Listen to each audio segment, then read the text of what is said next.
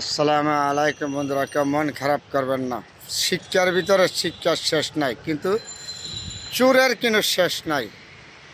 চুরি বিদ্যা হইল সর্বথেকে বড় বিদ্যা বাংলাদেশের ভিতরে। কেউ শিক্ষিত মানুষ যারা রাগ করবেন না। শিক্ষিত মানুষ যারা চুরি করে বাটফারি করে, তারা হইলো কলমের মাধ্যমে করে। অশিক্ষিত মানুষ তো মনে করেন হাতে দিয়ে রাতে একটা চুরি করে না, জোতা মোতা কলা এটা চুরি করে।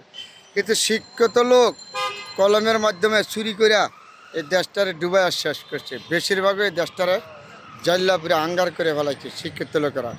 এটা যত বড় বাংলাদেশের ভিতরে যত বড় চোর দেখবেন, বড় হলো শিক্ষিত চোর।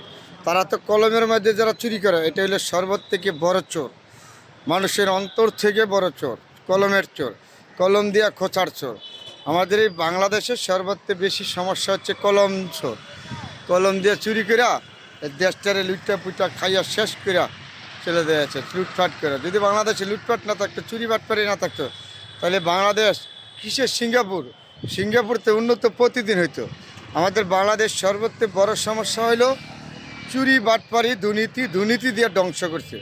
এই দুর্নীতির বিরুদ্ধে বাংলাদেশের জনগণ রুখে দাঁড়াইতে হবে। মানুষ নির্যাতন সত্য কিন্তু খেতে যায়, এমন কোনো ক্ষেত নাই এই ক্ষেত্রে যে দুর্নীতি নাই।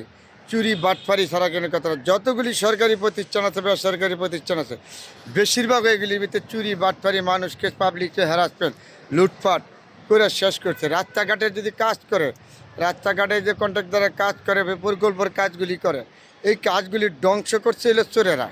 এই চোরেরা করে মনে করেন ঠিকাদাররা, কন্ট্রাক্টররা কোটি কোটি টাকা, লক্ষ লক্ষ টাকা ঘুষ দিয়ে এই কাজ পাস করায় নেয়। আবার এই নিম্নমানের কাজ দিয়ে রাস্তাঘাটগুলি করে। এর জন্য আমাদের বাংলাদেশ ডুবছে। কিন্তু বাংলাদেশ যদি দুর্নীতিমুক্ত করা যাইতো তাহলে বাংলাদেশ কি সিঙ্গাপুরতে বেশি প্রতিদিনই হইতো। অর্থাৎ দুর্নীতি আমাদের বাংলাদেশ ডুবাইছে। যারা এই দেশে লুটপাট করে বিদেশে টাকা বাড়ি গাড়ি পাহাড় পরিমাণ করেছে, আজকে অত বিদেশের বাড়িতে বসে থেকে রাজস্ব কায়েম করে, এই ধরনের দুর্নীতিবাদ লুটপাটকারী বহুত আসছে বাংলাদেশে। তাহলে তাদের প্রতি ইন্নত সরকারের প্রতি অনুরোধ বলেছি, তাদের প্রতি ঘৃণা করেন, এদেশে দুর্নীতির বিরুদ্ধে যুদ্ধ ঘোষণা করেন। কিন্তু আমি জানি, এখন আশা করি, মনে করি যে দুর্নীতি দমন কমিশনার যিনি আছে, উনি সোনার মানুষ, উনি সঠিক বিচার করবেন। সঠিক দুর্নীতিবাদ যারা, তাদেরকে দেবে। দুর্নীতির কারণে আমাদের বাংলাদেশটা বেশিরভাগে ঢুকছে, আমাদের জনগণ ডুইবা মরছে। দুর্নীতির বিরুদ্ধে আমরা জনগণ সবাই স্বেচ্ছাসর হতে হবে, সবাই এক উচ্চকণ্ঠে আওয়াজ তুলতে হবে। দুর্নীতি বা লুটপাটকারী, তাদেরকে বাংলাদেশের ঠাঁই নাই। কত কোটি কোটি টাকা লুটপাট করে দেশ থেকে ছাইরা পালিয়ে চলে গিয়েছে অন্য দেশে, বিভিন্ন দেশে বাড়ি গাড়ি করে, বেগম পাড়া করে পাহাড় পরিমাণ করছে টাকা লুটপাট করে। এই চোরের দলগুলো আজকে বাংলাদেশের ডিব্বে রেখেছে। এই চোরেদের জন্য বাংলাদেশের দুঃখ দুর্দশা আছে সাধারণ মানুষ। এর জন্য এই বাংলাদেশের সর্বত্র বেশি চোর হলো শিক্ষিত চোরেরা এই দেশটারে ডুবাইছে বেশি।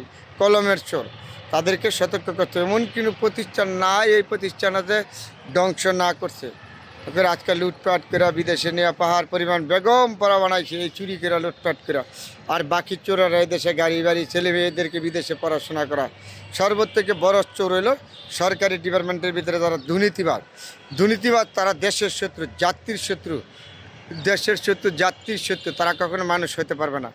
তারা দুর্নীতিবাদ, তারা অহংকারী। এই কিছুগুলি মানুষ আছে, তাদেরকে এই দুনিয়া থেকে আমরা ঘৃণা বানাইতে হবে। তারা ঘৃণার পাত্র। তারা দেশটা ধ্বংস করে দিচ্ছে। দুর্নীতি করতে করতে, লুটপাট করা খাইতে তাদের ছেলে মেয়ে পাহাড় পরিমাণ টাকা পয়সা বানায় বিদেশে লন্ডনে বেগমপাড়া বানায় ফেলাইছে। এই চোরের দলকে সবগুলি চোরের দল বিচার আওতায় আনতে হবে।